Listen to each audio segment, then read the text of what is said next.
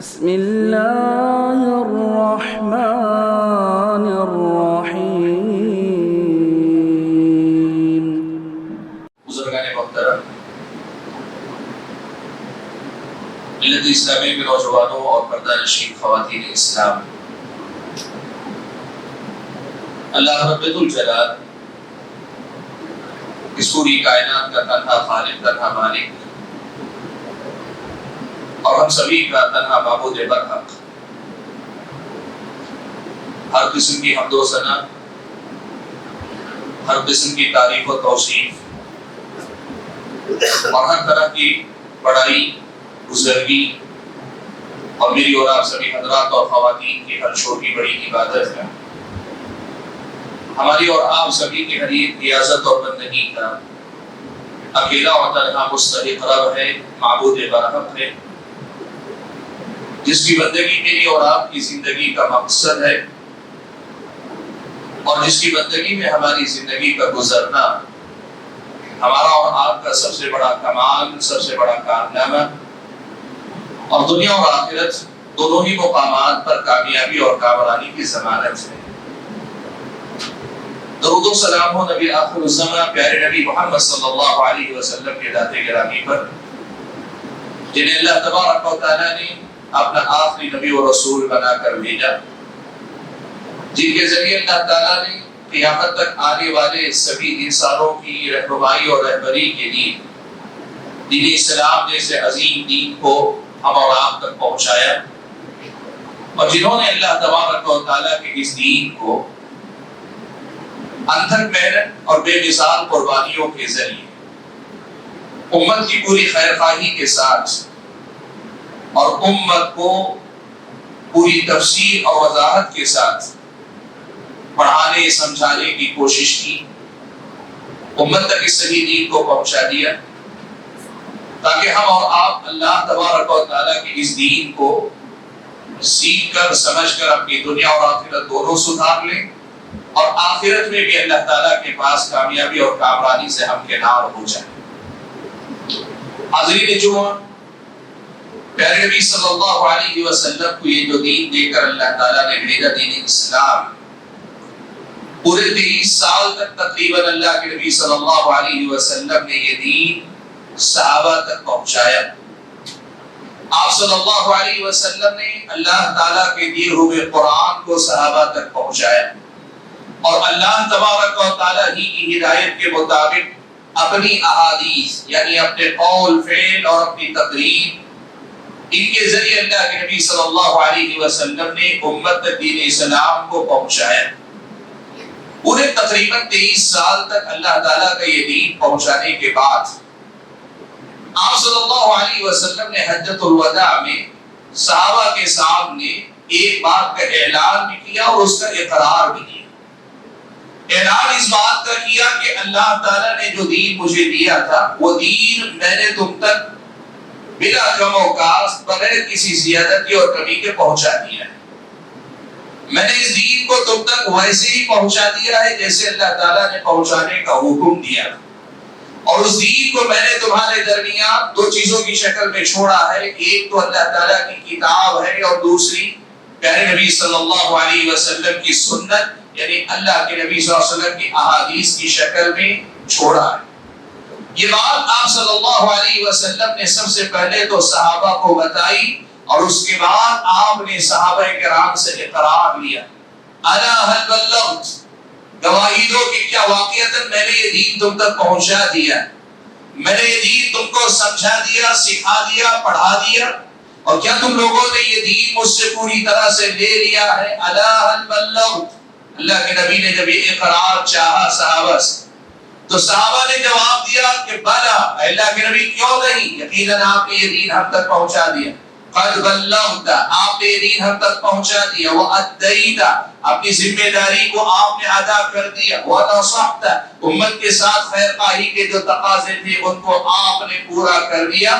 نبی علیہ السلام نے اس وقت اللہ تعالیٰ کو گواہ بنا دیا، کہا اللہم فاشہد، اللہ گواہ رہنا میں نے پہنچا دیا، اور یہ اقرار بھی کر رہے ہیں کہ میں نے یہ دین ان تک بلا کم و کاست پہنچا دیا۔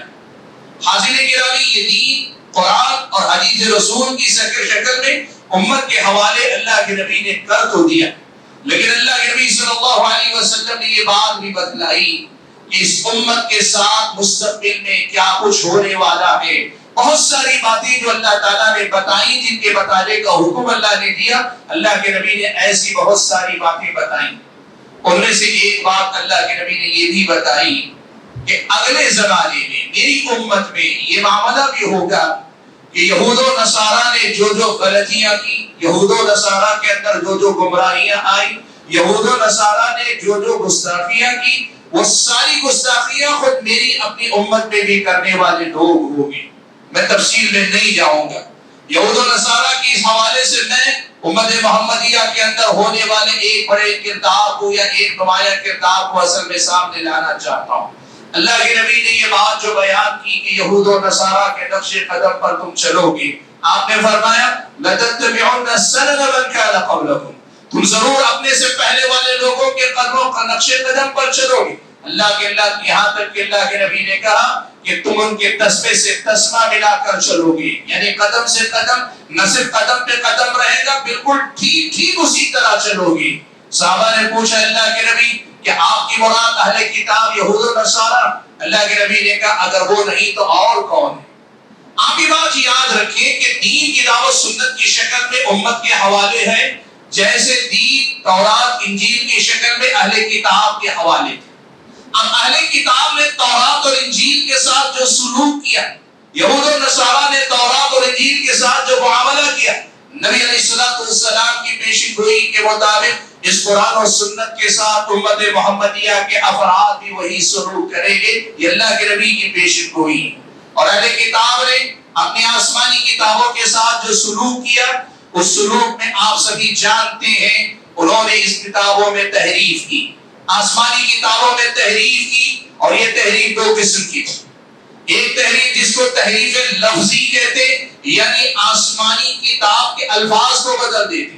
قرآن میں خود اللہ تبارک و تعالیٰ نے فرمایا فَوَيْلٌ لِّلَّذِينَ يَكْتُبُونَ الْكِتَابَ بِأَيْدِيهِمْ ثُمَّ يَقُولُونَ هَٰذَا مِنْ عِندِ اللَّهِ۔ اللہ نے وعید سنائی، کہا یہ وہ لوگ ہیں ان کے لیے ویل ہے، ہلاکت ہے، جو اپنے ہاتھوں سے کتاب لکھ لیتے اور اپنے لکھے کو اللہ تعالیٰ کا لکھا ہوا بتا دیتے۔ اللہ تعالیٰ کی بھیجی ہوئی آسمانی کتاب تورات و انجیل کو بدل دیا، تورات و انجیل میں تحریف کر بیٹھے۔ یحرفون الکلم عن مواضعہ، اللہ نے یہودیوں کا تذکرہ کرتے ہوئے کہا یہ اللہ تعالیٰ کی کتابوں کے الفاظ کو بدل دیتے۔ ایک تحریف تو یہ تحریف ہے، اور دوسری تحریف جو یہود و نصارہ کے اندر تھی اس کو کہتے ہیں معنوی تحریف۔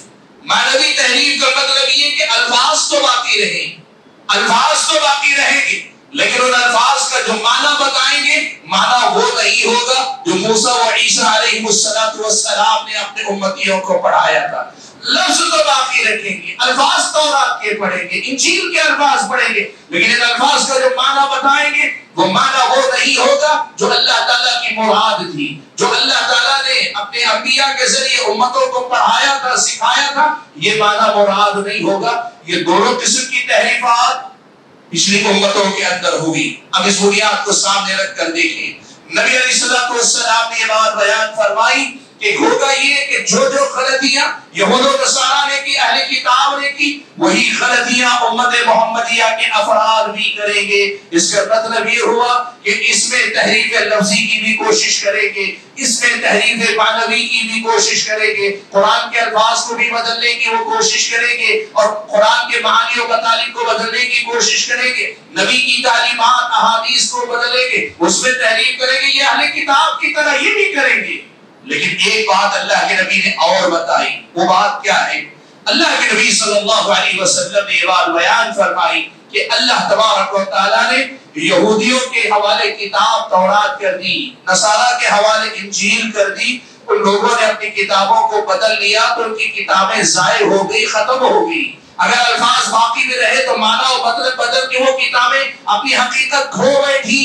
لیکن اللہ تعالیٰ نے امت محمدیہ پہ یہ احسان کیا، اللہ تعالیٰ نے قرآن و سنت کے ساتھ یہ اہتمام کیا کہ اللہ نے کہا اِنَّا نَحْنُ نَزَّلْنَا الذِّكْرَ وَإِنَّا لَهُ لَحَافِظُونَ، ہم نے اس قرآن کو، اس ذکر کو اتارا ہے، ہم ہی اس کی حفاظت کرنے والے ہیں۔ اللہ کے نبی کی اس پیشن گوئی کے ساتھ قرآن کی یہ بات ہمیں بتاتی ہے کہ امت محمدیہ میں یہ ضرور ہوگا کہ یہود و نصارہ کے نقش قدم پہ چل کے لوگ قرآن کو بدلنے کی کوشش کریں گے.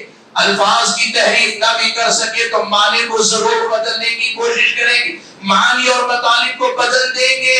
یہ امت محمدیہ کے اندر بھی ہوگا, لیکن ایک بات ضرور ہوگی, وہ بدلتے بدلتے اس مقام پہ کبھی نہیں جا پائیں گے جہاں قرآن اپنا معنی کھو بیٹھے, جہاں احادیث رسول کا معنی پوری طریقے سے بدل دیا جائے, دین پوری طریقے سے بدل دیا جائے اور حقیقی دین کہیں غائب ہو جائے. یہ اس قرآن کے ساتھ, اس حدیث کے ساتھ, اس دین کے ساتھ نہیں ہوگا. اہل کتاب نے پچھلی امتوں میں جو کیا وہ کریں گے, لیکن اس کے نتیجے میں جیسے ان کی کتابیں ظاہر ہو گئی, بے معنی ہو کر رہ گئی, بے وقعت ہو کر رہ گئی, قرآن و سنت کے ساتھ اللہ تبارک و تعالی یہ ماجرا اور معاملہ ہونے نہیں دے گا. یہ اللہ تعالیٰ نے قرآن و سنت کے اندر بڑے واضح انداز میں بتایا ہے. آئیو اس بنیادی بات کو ذکر کرنے کا مقصد کیا ہے. آج ہم اور آپ ایک بات دیکھتے ہیں, اور وہ بات کیا ہے؟ اللہ کا فضل و کرم ہے, قرآن ہمارے پاس محفوظ ہے, ان مصاحف میں نہیں, ان کتابوں میں لکھا ہوا نہیں. میں کہہ رہا ہوں لوگوں کے سینوں میں, بچے بچے کے سینے میں اللہ تعالیٰ نے قرآن کو محفوظ کروایا ہوا. یہ قرآن کے الفاظ ہیں. دنیا کی اکلوتی ایسی کتاب ہے, اکیلی ایسی کتاب ہے کہ اس وقت دنیا کے سارے نسخے حذف کر دیے جائیں, زیر و زبر کا فرق تو دور کی بات ہے, وقف اور ابتدا کی جو نزاکتیں ہیں ان نزاکتوں کے ساتھ یہ امت قرآن پھر سے لکھ لے سکتی ہے. اس قدر زیادہ اچھے انداز میں اللہ نے سینوں میں محفوظ کیا, سفینوں سے زیادہ سینوں میں اللہ نے اس قرآن کو محفوظ کیا. اور اللہ کے نبی کی احادیث کو بھی اللہ کے نبی صلی اللہ علیہ وسلم نے محفوظ کروایا تھا, اور یہ محفوظ ہے آج بھی. میں آپ کو ایک بات بتاؤں, ایک قریب کا ایک جائزہ میں نے دیکھا, ایک چھوٹا سا جائزہ میں آپ کے سامنے دیتا ہوں. آپ جانتے ہیں حدیث کی کتابوں میں صحیح اور ضعیف احادیث کا پورا ملا ہوا حصہ ہوتا ہے. زمانے قدیم سے یہ معاملہ چل رہا تھا. ابھی قریب میں کچھ اہل علم نے یہ کوشش کی کہ جتنی صحیح حدیثیں ہیں ساری کی ساری صحیح حدیثوں کو ہم اکٹھا کریں گے, ایک کتاب میں تمام صحیح حدیثوں کو اکٹھا کر لیں گے. سبحان اللہ, ایک منظر ایک جائزہ میرے سامنے ہے. وہ جائزہ یہ ہے کہ ابھی ایک عالم دین گزرے ابھی پچھلے کچھ سالوں میں, مولانا ضیاء الرحمن صاحب اعظمی رحمہ اللہ, انہوں نے صحیح احادیث کا مجموعہ شائع کیا. تقریباً 16,000 کے قریب صحیح احادیث کے متون انہوں نے اکٹھا کی. ایک تحقیق اور ابھی 2 دن پہلے میری نظر سے گزری, شیخ البانی رحمۃ اللہ علیہ نے جتنی صحیح حدیثوں کی تحقیق کرنے کے بعد صحیح اور ضعیف کا فرق کیا. ان صحیح حدیثوں کو کسی نے ایک کتاب میں اکٹھا کرنے کی کوشش کی ہے, ان کے اپنے اندازے کے مطابق بھی تقریباً 16,000 کے قریب ہی وہ صحیح حدیث ہے. یہ تیسری تحقیق ابھی میدان میں آئی نہیں ہے. مدینہ کے اندر ملک سلمان حافظہ اللہ کے زیر نگرانی ایک مجمع, جیسے قرآن پرنٹنگ پریس ہے, ایسے حدیث کی نشر و اشاعت کے لیے ایک مجمع ملک سلمان نے قائم کیا, سعودی عرب کے حکمران. وہاں ابھی تحقیق کا کام جاری آخری مراحل میں ہے. معلوم کیا, پتہ چلا ان کے پاس بھی تقریباً ان کی اپنی تفصیلی تحقیق کے مطابق تقریباً 16,000 کے قریبی صحیح حدیثوں کا مجموعہ نکل رہا ہے. یہ اندازہ لگانے کے لیے صرف آپ کو بتا رہا ہوں, امت کے الگ الگ طبقات نے محنت کی.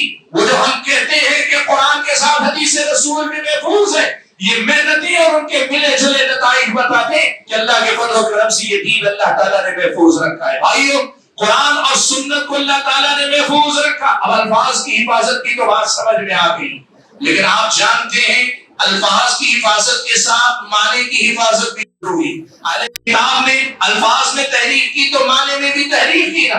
اب اس معنی کی تحریف سے بھی اسے بچانے کا طریقہ کیا ہے؟ اسے بچانے کا طریقہ اللہ تعالیٰ نے یہ رکھا کہ اللہ کے نبی نے الفاظ ہی نہیں, الفاظ کا معنی بھی صحابہ کو پڑھایا. صحابہ نے الفاظ کے ساتھ الفاظ کا معنی بھی اپنے بعد تابعین کو پڑھایا. تابعین نے تبع تابعین کو الفاظ کے ساتھ ان کا معنی اور مطلب بھی سمجھایا. اسی لیے یاد رکھیے گا یہ بات, آج اگر کوئی آدمی قرآن و سنت کے حوالے سے بات کرتا ہے لیکن قرآن کی کسی آیت کا مطلب حدیث رسول کا کوئی معنی ایسا بتلاتا ہے جو معنی اللہ کے نبی کی بتائی ہوئی احادیث کے مطابق نہ ہو, یا اللہ کے نبی کے بعد صحابہ نے جیسے اس دین کو سمجھا ہے اس کے مطابق اگر نہ ہو, تو پھر آپ کو سمجھ لینا چاہیے کہ کہیں تحریف معنوی کا یہ شکار ہے. وہ آدمی جو کسی آیت کا معنی وہ بتلاتا ہے جو صحابہ سے کی سمجھ سے ٹکراتا ہے، تابعین کی سمجھ سے ٹکراتا ہے، آپ کو سمجھ لینا چاہیے کہیں اس آدمی سے جان بوجھ کر یا تو غلطی کر رہا ہے یا انجانے میں لا علمی میں اس سے غلطی ہو رہی ہے. اسی لیے یہ بات یاد رکھیے گا، قرآن و سنت اللہ تبارک و تعالیٰ کا دین ہے. نبی علیہ الصلوۃ والسلام نے قرآن و سنت کو اپنے پیچھے چھوڑا، یہی اللہ تعالیٰ کا دین ہے، یہی اللہ کے نبی کی چھوڑی ہوئی امانت. لیکن اس قرآن اور سنت کا جو معنی و مطلب ہے، اس معنی و مطلب کے حوالے سے یہ ثابتہ نہیں بھولنا چاہیے کہ قرآن و سنت کو ویسے ہی لینا چاہیے جیسے صحابہ نے لیا، تابعین نے لیا، تبع تابعین نے لیا. اسی کو ہم منہج سلف کہتے ہیں، اسی کو ہم فہم سلف کہتے ہیں. صحابہ نے جیسے سمجھا ویسے سمجھنا، اور اس کے ساتھ ساتھ اس بات کا خیال رکھنا کہ دین صحابہ نے جیسے لیا ویسے ہی لیے، جہاں سے لیا وہاں سے لے. دین لینے کے جو آداب طریقے صحابہ نے اللہ کے نبی سے سیکھے، اپنے بعد اپنے تابعین کو سکھایا، اسی طریقے سے دین کو لینے کی کوشش کرنی چاہیے. یہ منہج سلف ہے جو ہم اور آپ کو یہود و نصارہ کے نقش قدم پر چل کر دین میں تحریف کرنے والے یا دین میں غلطی کا شکار ہونے والے لوگوں کی غلطیوں سے بچنے کی ضمانت دیتا ہے. حاضرین گرامی، اسی لیے آپ یہ بات دیکھیے، قرآن و سنت میں ہم اور آپ کو بارہا یہ کہا گیا کہ ایمان بھی لانا ہے، اور ایمان ویسے لانا ہے جیسے صحابہ نے ایمان لائے. قرآن کی جو آیت کریمہ میں نے آپ کے سامنے پڑھی، اس میں اللہ تعالیٰ نے فرمایا فَإِنْ آمَنُوا بِمِثْلِ مَا آمَنْتُمْ بِهِ فَقَدِ اهْتَدَوْا وَإِنْ تَوَلَّوْا فَإِنَّمَا هُمْ فِي شِقَاقٍ. اللہ تعالیٰ نے ان یہود و نصارہ کا اہل کتاب کا تذکرہ کرتے ہوئے کہا اگر یہ اہل کتاب ایمان لائیں بِمِثْلِ مَا آمَنْتُمْ بِهِ، جیسے کہ تم ایمان لائے ہو. نزول قرآن کے وقت کے مخاطب صحابہ کرام، کہا فَإِنْ آمَنُوا بِمِثْلِ مَا آمَنْتُمْ بِهِ، یہ لوگ ایمان لائے جیسے تم ایمان لائے ہو. یا مطالبہ صرف ایمان کا نہیں، ایمان کے ساتھ ایمان ویسے لانے کا حکم ہے جیسے صحابہ نے ایمان لایا تھا. اللہ نے کہا اگر یہ ایمان لاتے اور ویسے لاتے جیسے تم لائے ہو فَقَدِ اهْتَدَوْا، تو یہ ہدایت یافتہ ہو گئے. اس آیت میں گویا آپ یوں سمجھیے قرآن و سنت کو صحابہ کی سمجھ کے ساتھ سلف صالحین کے فہم کے مطابق سمجھنے کو اللہ تعالیٰ نے ہدایت کی ضمانت قرار دیا. فَقَدِ اهْتَدَوْا، وہ ہدایت یافتہ ہو گئے. وَإِن تَوَلَّوْا، اور اگر یہ منہ موڑتے یا اہل کتاب ایمان لانے سے منہ موڑتے یا پھر ایمان تو لاتے جیسے تم ایمان لائے ہو ویسے ایمان لانے سے منہ موڑتے فَإِنَّمَا هُمْ فِي شِقَاقٍ، تو یہ لوگ اختلاف میں پڑ رہے ہیں، یہ لوگ اختلاف میں پڑ رہے ہیں. آج ایک بات سمجھ لیجیے گا، ہمارے بہت سارے احباب ایک غلط فہمی کا شکار ہیں. کہتے ہیں ہم یہاں بہت ساری جماعتیں دیکھتے ہیں، بہت سارے گروہ دیکھتے ہیں، بہت سارے طبقات کے لوگوں کو بٹے ہوئے دیکھتے ہیں، تو بہت سارے ان لوگوں میں سے ہر آدمی قرآن و حدیث کی بات کرتا ہے، ہر آدمی قرآن اور حدیث کا حوالہ دیتا ہے. لوگ کہتے ہیں نا، اور اس بنیاد پر بہت سارے لوگ کہتے ہیں کہ بھائی نہیں، جب تک سب لوگ قرآن و حدیث کا حوالہ دے رہے ہیں سب کو صحیح ماننا چاہیے، سب کو صحیح ماننا چاہیے. اس لیے کہ یہ بھی قرآن ہی کا حوالہ دے رہے ہیں، وہ بھی حدیث کا حوالہ دے رہے ہیں، یہ بھی قرآن کی بات کر رہے ہیں، وہ بھی حدیث کی بات کر رہے ہیں. یاد رکھو قرآن و سنت کے سلسلے میں ایک بڑی حقیقت یہ ہے کہ قرآن اور حدیث کا جو معنی و مفہوم ہے ایسا نہیں کہ ہر زمانے میں بدلتا ہے، ایسا نہیں ہے کہ آپ کو ایک سمجھ میں آئے، ان کی ایک سمجھ میں آئے، تیسرے کی سمجھ میں آئے اور وہ سارے معنی صحیح ہو، ایسا نہیں ہوا کرتا. اللہ کے بندے، اللہ نے فرمایا اگر صحابہ جیسی سمجھ نہ لے کر تم نے اپنے انداز میں سمجھا، تم سمجھ جاؤ کہ تم اختلاف میں پڑ رہے. اگر تم ایمان ہی نہیں لاتے تو اہل اسلام سے اختلاف کر رہے ہو، اور ایمان لاتے ہو لیکن صحابہ کی طرح سلف صالحین کی طرح ایمان نہیں لاتے، تب بھی تم اہل ایمان میں سے جو ہدایت یافتہ لوگ ہیں ان سے اختلاف کرتے ہو. فَإِنَّمَا هُمْ فِي شِقَاقٍ، تم اختلاف میں پڑ رہے ہو. اس لیے آج ایک مسئلہ یاد رکھنا بھائیو، یہ مسائل، یہ جماعتیں، یہ گروہ، یہ نسبتیں، یہ تنظیمیں، یہ تحریکیں، یہ سب ہو سکتا ہے اپنی نسبت اسلام سے رکھتے ہو سکتا ہے سب قرآن و سنت کا حوالہ دیتے ہو، لیکن یاد رکھنا جب تک اپنی فکر، اپنی جماعت کی دعوت، اپنی جماعت کا پیغام، اپنی جماعت کی تعلیمات کو کتاب و سنت کی تعلیمات کے مطابق نہیں لاتے، اور کتاب و سنت کی تعلیمات میں بھی جیسے صحابہ، تابعین، تبع تابعین نے دین کو سمجھا تھا اس سمجھ کے مطابق نہیں لاتے، ان کا تعلق قرآن و سنت سے ہو کر بھی قرآن و سنت سے نہیں ہوگا. یہ غلط فہمی کبھی مت رکھیں، یہ کبھی نہ سوچیں کہ سب قرآن کی بات کرتے یہ نہ سوچیں کہ سب سنت رسول کی بات کرتے ہیں، نہیں، آپ کو دیکھنا ہوگا کہ یہ نسبت صرف الفاظ سے تعلق کی ہے یا الفاظ کے ساتھ اس صحیح معنی سے نسبت ہے جو معنی اللہ کے نبی نے صحابہ تابعین تبع تابعین کو سکھایا تھا۔ آپ کو معلوم ہے اس امت میں جو سب سے پہلی بدعت وجود میں آئی خوارج کی بدعت سے۔ ان خوارج نے کیا کیا؟ قرآن کی آیت پڑھ کر اپنی بدعت کو جواز فراہم کیا۔ ان الحکم الا للہ، حاکم صرف اللہ ہو سکتا ہے، حاکم فیصلہ کرنے والا صرف اللہ ہو سکتا ہے۔ اور اگر میں آپ کو کہوں تو آپ تعجب نہ کریں، کوئی صرف قرآن کے اس ٹکڑے کے ظاہری الفاظ کو دیکھے آپ کو لگے گا کہ ان خوارج کی بات بالکل صحیح ہے۔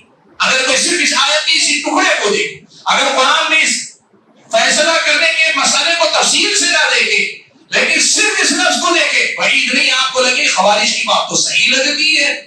سب سے پہلی بدعت جو وجود میں آئی، قرآن سے انہوں نے استدلال کیا۔ آپ یقین کریں اس دور میں نہ ان کا کوئی امام تھا، خوارج کا کوئی طے شدہ امام نہیں تھا، اور نہ دین کی کوئی ان کے پاس پہلے سے طے شدہ تفسیر تھی۔ قرآن کی ایک آیت کا معنی ان لوگوں نے غلط سمجھا اور اسی کو بنیاد بنا کر وہ آگے بڑھ گئے۔ کیا ہوا؟ حضرت ابن عباس رضی اللہ تعالیٰ عنہما گئے خوارج کے پاس، ان کو سمجھانے کے لیے گئے، کئی حوالوں سے ان کی غلطیوں کو واضح کیا۔ ان میں سے ایک غلطی، ایک حوالہ یہ بھی تھا، حضرت ابن عباس نے ان سے پوچھا کہ اچھا ایک بات بتاؤ، یہ جو قرآن کی آیت تم پڑھ رہے اور قرآن کی آیت کے حوالے سے بتا رہے ہو کہ تم صحیح ہو اور یہ سب کے سب نعوذ باللہ کافر ہو گئے، حضرت علی اور ان کے ساتھی، معاویہ اور ان کے ساتھی رضی اللہ عنہم اجمعین، یہ سارے کے سارے کافر ہو گئے، تم اکیلے مسلمان بچے ہو، یہ جو کہہ رہے ہو نا، اور اس کے لیے قرآن کی آیت کا حوالہ دے رہے ہو نا، ذرا مجھے بتاؤ تو صحیح، قرآن کی آیت کی یہ جو تفسیر تم کر رہے ہو، اس تفسیر میں تمہاری تائید کرنے والا کوئی ایک بھی صحابی تمہاری طرف ہے؟ جن صحابہ کے بارے میں قرآن نازل ہوا، جن صحابہ کے درمیان قرآن نازل ہوا، جن صحابہ نے قرآن کو اللہ کے نبی سے سیکھا، سکھایا، پڑھے، پڑھایا، کیا مسئلہ ہے کہ سارے صحابہ ادھر ہی ادھر ہیں، ایک بھی ان میں سے تمہاری طرف نہیں ہے؟ آپ یقین کریں یہ استدلال منہج سلف سے استدلال تھا، منہج سلف کے لیے استدلال تھا۔ حضرت ابن عباس رضی اللہ تعالیٰ عنہ نے گویا یہ کہا تھا قرآن کے الفاظ کو لے لو تو کافی نہیں، قرآن کے الفاظ کو ویسے سمجھو جیسے صحابہ نے سمجھا تھا۔ دیکھو صحابہ نے سمجھا، اسی لیے سارے ایک طرف ہیں، اور تم سے سمجھنے میں غلطی ہو رہی، اسی لیے تم دوسری طرف بغیر کسی صحابی کے تائید کے کھڑے ہو۔ حاضرین گرامی، یہ مسئلہ یاد رکھیے گا کہ آدمی قرآن و سنت سے نسبت رکھ لے کافی نہیں۔ ایک دور تھا لوگ قرآن و سنت کی نسبت سے بھی بھاگتے تھے، قرآن و سنت کا نام لیتے تو لوگ بھاگتے تھے۔ آج اللہ کا فضل و کرم ہے، یہ جو بابرکت دعوت ہے، مسلک اہل حدیث کی یہ جو دعوت ہے جس کی برکت سے الحمدللہ آج بدعتی بھی بدعت کے لیے بھی حدیث کا حوالہ دینے کی کوشش کرتا ہے، قرآن کی آیت کا حوالہ دینے کی کوشش کرتا ہے۔ لیکن میرے بھائیو یہ مسئلہ یاد رکھو، آج حق اور حقیقت کے واضح کرنے کے لیے پہلے کی طرح جب کبھی آپ یہ دیکھتے جو آدمی قرآن و سنت ہی سے دور ہے، قرآن و سنت کا حوالہ دو تاکہ سمجھے کہ دین تو قرآن و سنت کا نام ہے، اور کوئی آدمی قرآن و سنت تک تو آ گیا ہے لیکن قرآن و سنت کا معنی و مطلب کے سمجھنے میں اپنی بات کرتا ہے، اپنے علماء، اپنا مسلک، اپنی جماعت اور اپنا رہنما، اپنا رہبر، اپنے امام کی بات کرتا ہے، وہاں آپ یہ پیغام دو کہ قرآن و سنت کو لینا ہے اور قرآن و سنت کو صحابہ کے طریقے کے مطابق لینا ہے، یہی اصل میں ہدایت کی ضمانت ہے۔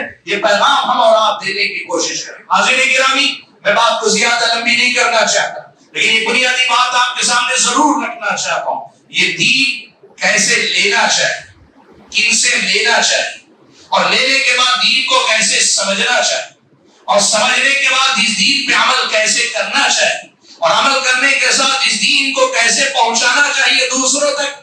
ان تمام مراحل میں اللہ کے نبی کے صحابہ نے اللہ کے نبی سے ایک طریقہ پیچھے چھوڑا ہے۔ صحابہ نے دین کیسے لینا چاہیے اور دین کو کیسے سمجھنا چاہیے اور اس دین پہ عمل کیسے کرنا چاہیے اور اس دین کو کیسے لوگوں تک پہنچانا چاہیے، ایک تفصیلی طریقہ چھوڑا ہے، اور اسی طریقے کو ہم منہج کہتے ہیں، طریقہ کہتے ہیں، منہج سلف کہتے ہیں۔ آپ نے سنا ہوگا غیر عالم سے علم نہیں لینا چاہیے، جو آدمی عالم دین نہ ہو، مستند عالم دین نہ ہو، ایسے آدمی سے دین نہیں سیکھنا چاہیے۔ ہم کہتے ہیں یہ منہج سلف ہے، اس لیے کہ نبی علیہ السلام سے صحابہ نے سیکھا اور اس کے بعد ہر صحابی اپنے بعد والے لوگوں کو یہی سکھاتا گیا کہ اپنے میں سے جو اچھے معتبر اہل علم ہیں ان سے علم لیا کرو.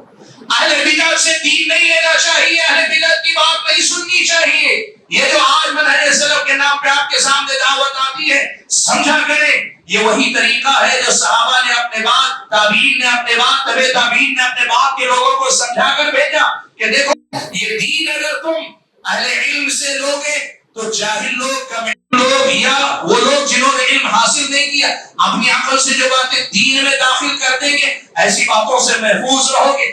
دین اہل علم سے لوگے، جیسا کا تیسا لوگے، جیسے صحابہ نے اللہ کے نبی سے لیا، صحابہ سے تابعین نے لیا. تم اہل علم سے لوگو کہ صحیح ڈھنگ سے لوگے. غیر عالم سے اگر دین لوگے اس کو بھی پتہ نہیں ہوگا وہ غلطی کہاں کر رہا ہے اور تمہیں بھی پتہ نہیں چلے گا کہ اس سے غلطی کہاں ہو رہی ہے. اہل بدعت سے اگر علم لوگے تو کیا ہوگا؟ اہل بدعت کا معاملہ یہ ہوگا وہ تحریف معنوی کے شکار ہوں گے. وہی بات جو میں نے آپ کے سامنے ابتدا میں کہی، قرآن کی آیت پڑھیں گے، حدیث رسول پڑھیں گے، لیکن جو معنی وہ بتا رہے ہیں کیا وہ معنی وہی ہے جو معنی اللہ کے نبی نے صحابہ کو سکھایا، تبع تابعین کو سکھایا؟ اس کی کوئی ضمانت نہیں ہوگی، بلکہ آپ یقین کریں ان کے بدعتی ہونے کی وجہ ہی یہی ہوگی کہ انہوں نے قرآن و سنت کو وہاں سے نہیں لیا، وہ ایسے نہیں لیا جیسے صحابہ تابعین نے لیا. عزیزِ گرامی یاد رکھو، جب کبھی آپ اور ہم سلف صالحین کے یہ جو اصول ہیں، دین پہ عمل کرنے کا مسئلہ ہو، دین کی تبلیغ کا مسئلہ ہو، دین کی تبلیغ میں آپ سنتے ہیں کہ ہمیشہ توحید سے ابتدا ہونی چاہیے، توحید اور اتباع سنت کے مسئلے پہ پہلے بات ہونی چاہیے، بدعات پر پہلے بات ہونی چاہیے، گناہوں پر بھی بات ہونی چاہیے، لیکن گناہوں پر بات کرنے سے زیادہ توحید کی بات ہونی چاہیے، اتباع سنت کی بات ہونی چاہیے، بدعات کے انکار کی بات ہونی چاہیے، اہل بدعت کے فتنوں سے امت کو بچانے کی بات ہونی چاہیے. یہ منہج سلف ہے. جب کہا جاتا ہے، کیوں کہا جاتا ہے؟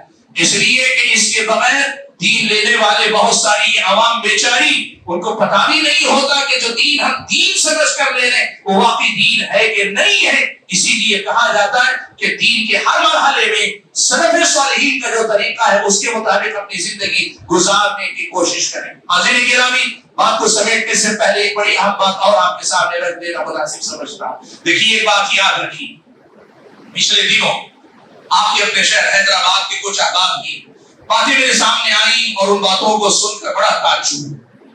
وہ یہ کہتے ہیں کہ یہ جو بات کہ اہل بدعت سے علم نہیں لینا چاہیے یا پھر یہ کہ غیر عالم سے علم نہیں حاصل کرنا چاہیے، یہ باتیں آج کے کچھ لوگ شروع کر رہے ہیں. اور یہ شروع کرنے والے بھی کون ہیں؟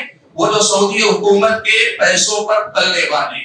میں عام طور پہ سیاسی الفاظ میں نہیں جاتا، لیکن جب مسئلہ منہج کا آتا ہے تو یہ مسئلہ آپ کو سمجھنا چاہیے. دیکھو یاد رکھو، ہمارا اور آپ کا یا سارے مسلمانوں کا سعودی عرب سے یا کسی بھی ملک سے جو رشتہ ہے وہ ایمان کی بنیاد پر ہے. مفادات کی بنیاد پہ جو رشتے ہوتے ہیں ان کا ایمان سے کوئی تعلق نہیں ہوتا.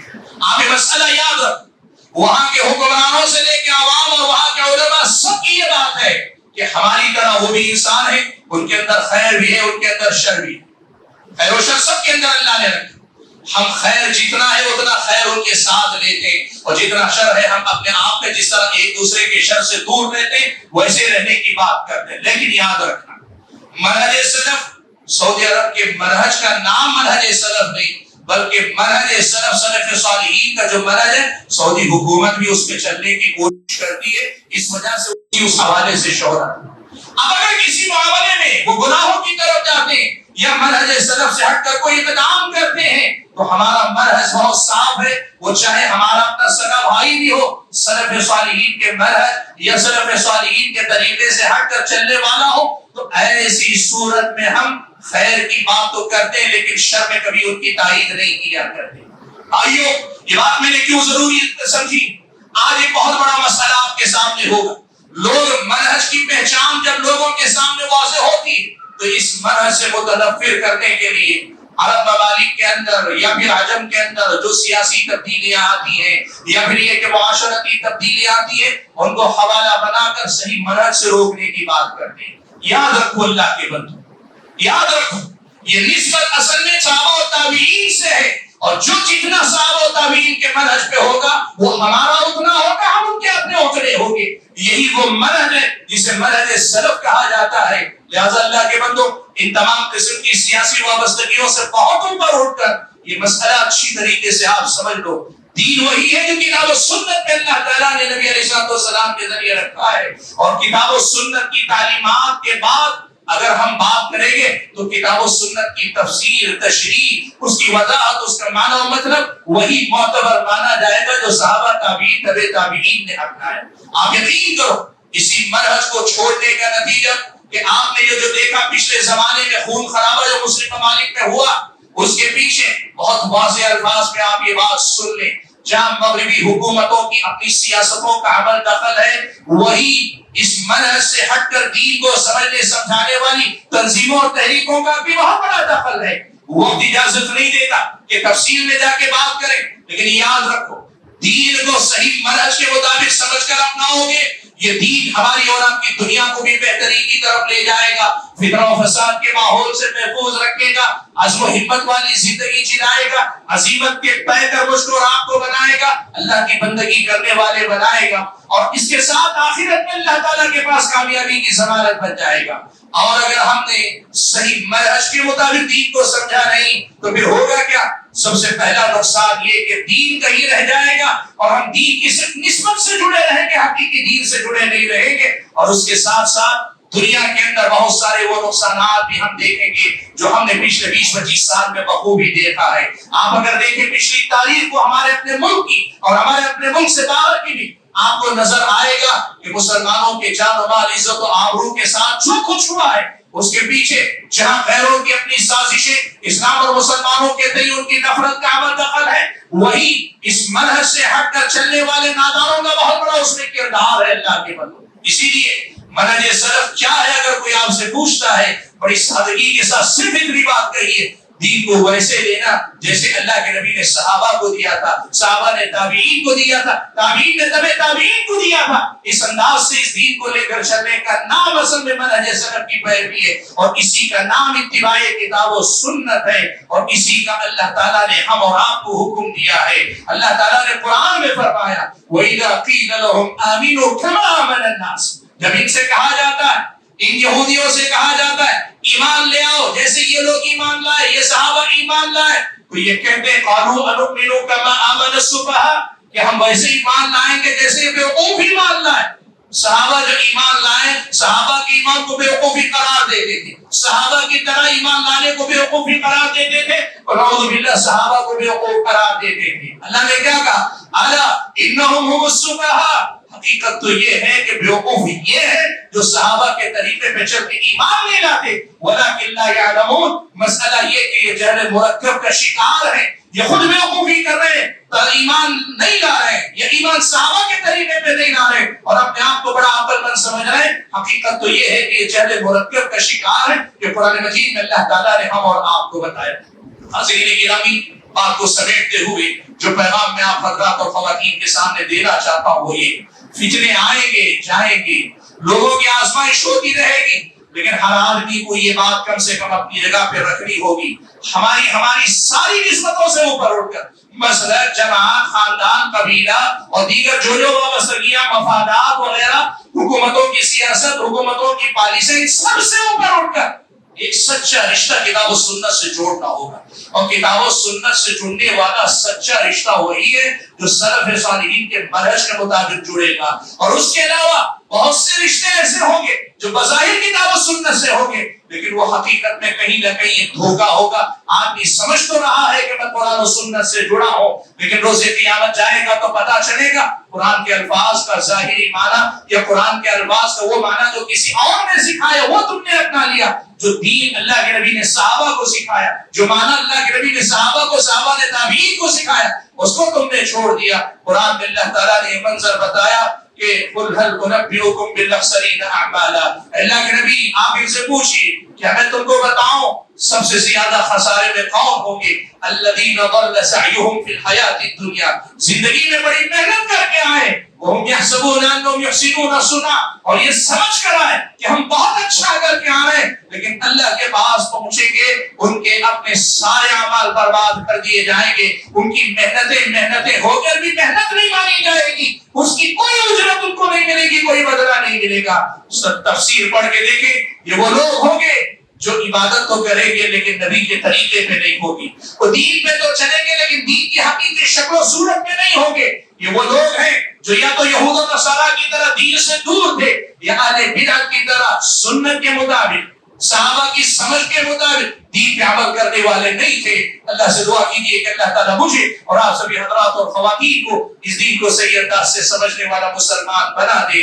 اللہ تعالیٰ مجھ کو اور آپ کو ہر قسم کی فکروں، ہر قسم کی بدعتوں سے بچا دے۔ اللہ تعالیٰ اس دین کو سلف صالحین کے سمجھ کے مطابق خود سمجھ کر ساری دنیا کو سمجھانے کی کوشش کرنے کے توفیق عطا فرمائے۔ اللہ تعالیٰ جب تک دنیا میں رکھے فکروں سے بچائے رکھے، اور جب اپنے پاس بلائے تو ایمان کی حالت میں بلائے۔ ہم میں سے جو بیمار ہیں ان کو شفا عطا فرمائے، جو پریشان حال ہیں اللہ تعالیٰ کی پریشانیوں کو دور فرمائے، جو قرض دار ہیں ان کی قرض کی ادائیگی کے اسباب اللہ تعالیٰ مہیا فرمائے، اور جو لوگ انتقال کر گئے اللہ تبارک و تعالیٰ ان کی مغفرت فرما دے، ان کو جنت نصیب فرمائے، ان کو ملت کے حالات کو اللہ تعالیٰ مسلمانوں کے حق میں اور اس ملک کے عام عوام کے حق میں بہتر کرے۔ مستقبل میں اللہ تبارک و تعالیٰ امت کے حق میں بہتر فیصلے فرمائے، ہمارے اور آپ کے مستقبل میں ہمارے اور آپ کے گناہوں کی سزا ہم پہ مسلط نہ کرے، اس کے مقابلے میں ہمیں معافی دے دے، اور ہم پر ایسے لوگوں کو لائے جو لوگ سب کے ساتھ ہمارا بھی بھلا کرنے والے ہو۔ اللہ تعالیٰ ہم اور آپ کو جب تک دنیا میں رکھے ایمان اسلام پر قائم رکھے، اور جب اپنے پاس بلائے تو ایمان کی حالت میں رکھے۔ آمین وآخر دعوانا الحمد للہ رب العالمین۔